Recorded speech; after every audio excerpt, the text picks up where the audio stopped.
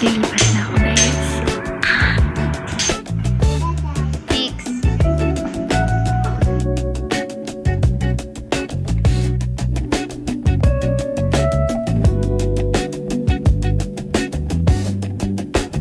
Ito yung dahilan ba't ako magdo-dorm. Look at her. I just missed a class. It's Monday again. And ang agenda natin today, dahil wala kaming pasok, is i-check yung dorm ko na paglilipatan ko next weekend. And yes, lilipat na ako, guys. Kasi sobrang layo, hindi na siya kaya. Sobrang layo ng Mariveles to Balanga. Sobrang layo ng Mariveles and Balanga sa isa't isa. So,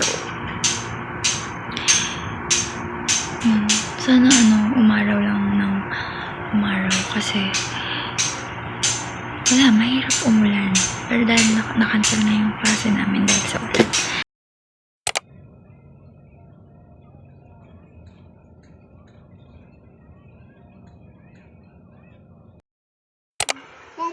Next.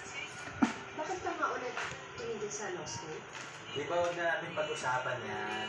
Hindi mo nga kasalanan. Decision ko yun. Kasalanan mo? Hindi nga.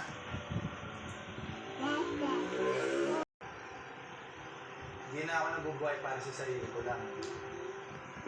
Nabubuhay na ako para sa ibang tao. Nung pinanganak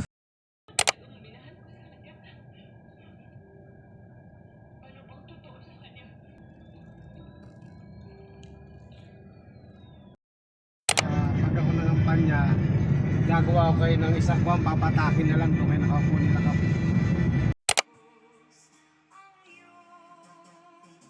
Nado-document yung paglipat ko.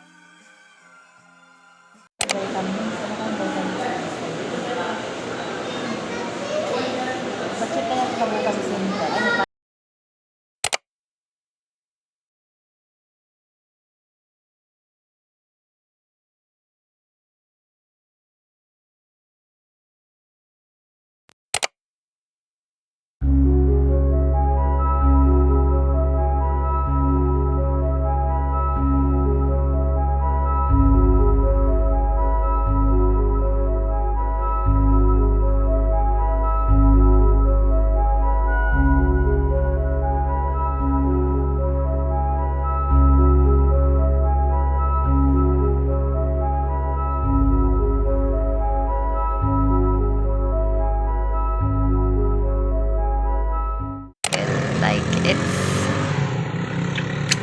Wala nang tricycle. Ito yung dahilan ba't ako magdo-dorm. Kasi 9 na.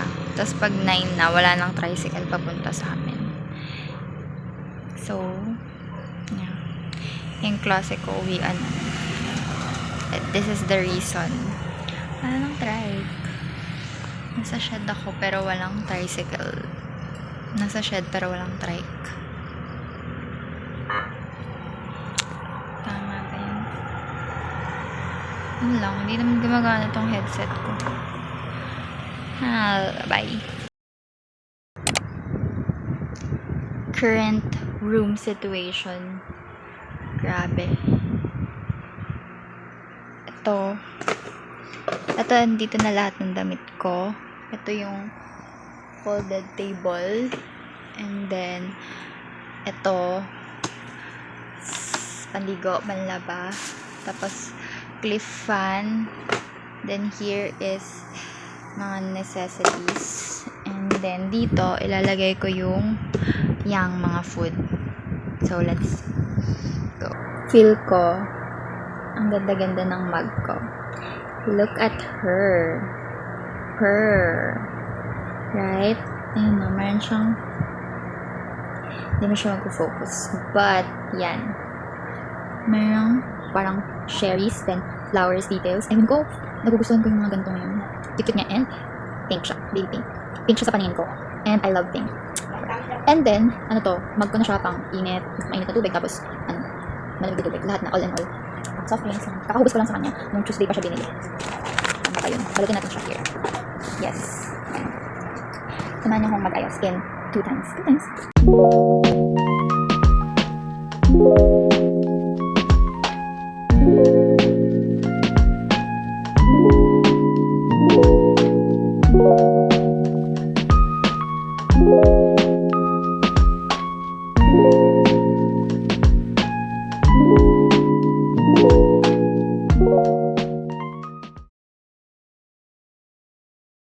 Okay na. Damit, food, essentials, and merong extra bag, bedsheet, click fan, shoes, and meron pa dito sa gilid. Shoes din yan. Black shoes and flats. Gauge. Bigas na lang and itlog. Tapos yung in-order ko na skincare ko, cleanser ko. Gusto ko yung cleanser ko. Hindi pa siya dumadating. Yun na lang. Yung school bag ko dun. Yan. Yun na lang. Yung pang scrub ko pa pala, isisingit ko na lang sila dito. Yung pang scrub ko na binili. Yung bad scrub na may sa likod. Yung pinabili ng nanay ko sa akin. Isisingit ko na lang. Tapos, skincare. Yun na lang. Ay, yung device ko pa pala. Hindi ko alam saan ko yan nilalagay.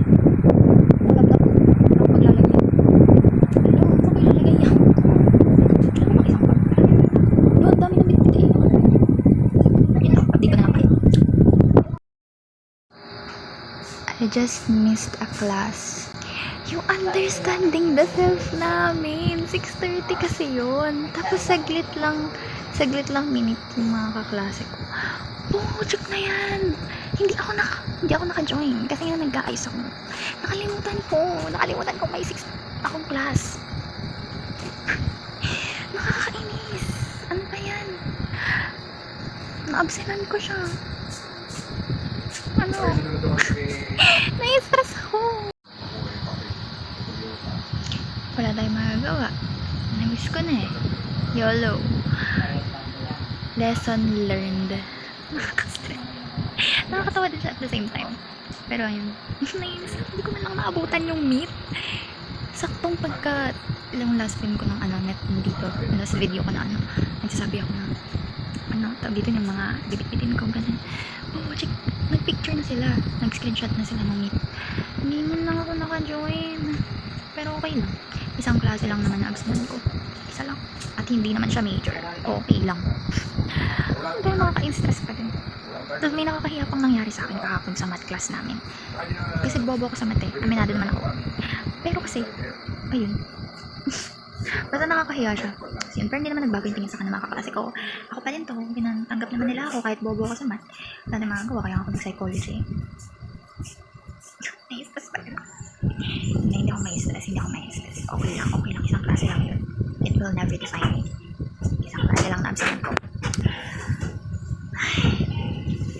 Bye. See you on Saturday.